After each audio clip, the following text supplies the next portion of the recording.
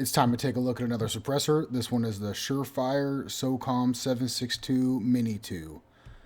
Since all of the Surefire mounts are ridiculously expensive, I just used one 3-prong flash hider. I just swapped it between the different hosts.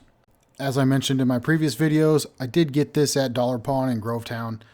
He is a Class 3 SOT dealer where I get all my firearms, ammunition, and suppressors. I used 4 types of ammo for this video. In 300 Blackout, I used Wolf 145 grain Supersonics, Remington UMC 220 grain Subsonics. In 308, I used Barnul 140 grain Soft Points and PMC Bronze 147 grain. Once again, I'm using POV glasses.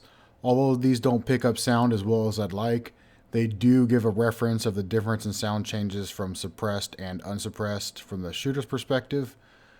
Due to the glasses having the camera in the center, you'll see my head position is more upright than normal, and that is to clear the optics as best as I can.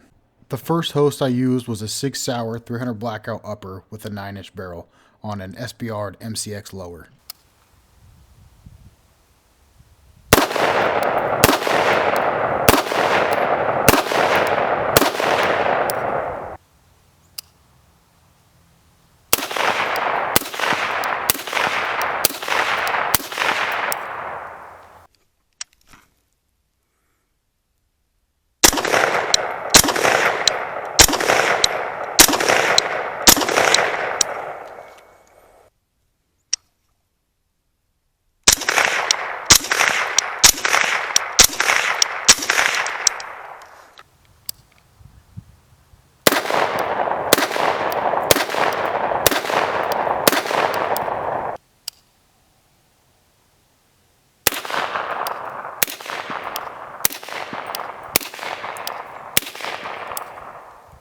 I can hear the rounds hitting the ground.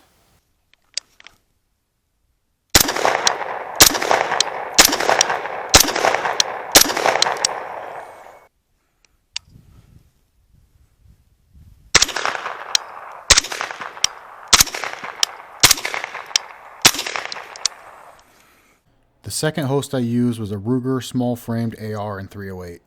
This is quickly becoming one of my new favorite rifles. I did have a hiccup with the PMC Bronze on gas setting 2 unsuppressed, but I have had 0 malfunctions suppressed on gas setting 1, which is the suppressor setting. And I primarily shoot with a can anyway, so it's a pretty new rifle, so I'm not super concerned about it yet, but I will be shooting it quite a bit more and kind of get more of a long-term idea of how reliable it is.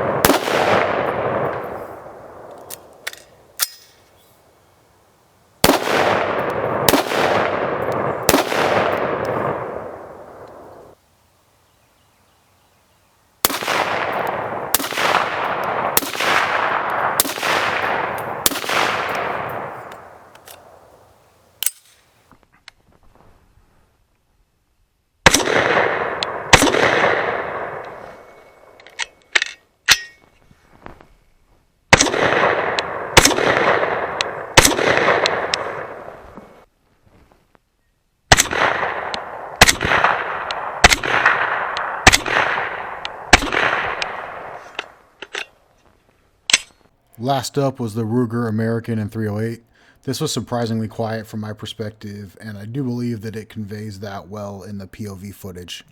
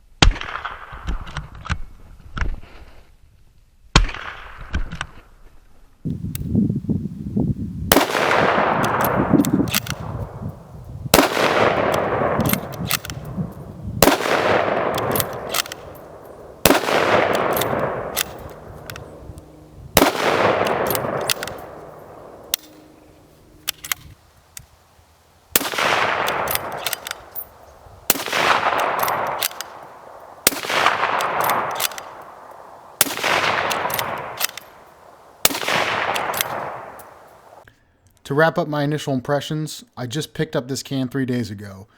Originally I bought it to throw on the SCAR, but I do think it's going to live on that Ruger small frame. That rifle is just ridiculously light, especially now that I put an ACOG TA-11 on it instead of that Primary Arms 2x10. The SOCOM762 itself is a little longer and more quiet than the Resonator K that I just reviewed, I think, as far as I could tell. It definitely is heavier, though. That's obvious with the length. You're going to have more weight usually if it's the same materials. I think it does better on the 308s than the Resonator K, but it sounded to me about the same on 300 Blackout, so that's pretty interesting. But if anybody is interested in me doing a little quick comparison on the two cans as far as features go, just let me know. I will be using this can quite a bit going forward. It will see a lot of 308 out of that Ruger small frame AR, as well as some 5.56 through my G Money Super Duty upper. That upper's a 14.5. It's pin and welding with a Surefire flash hider. So it'll see a ton of 5.56. And I do want to do a video in the future with some 5.56 through a 30 cal can. So what I'll probably do is use the Surefire on that Super Duty upper, and then I have a Colt 14.5 upper that I'll put the Resonator K on. So we can kind of get a comparison of those two, as well as a Yankee Hill Turbo K video that'll be coming soon, probably next week. So stay tuned for that.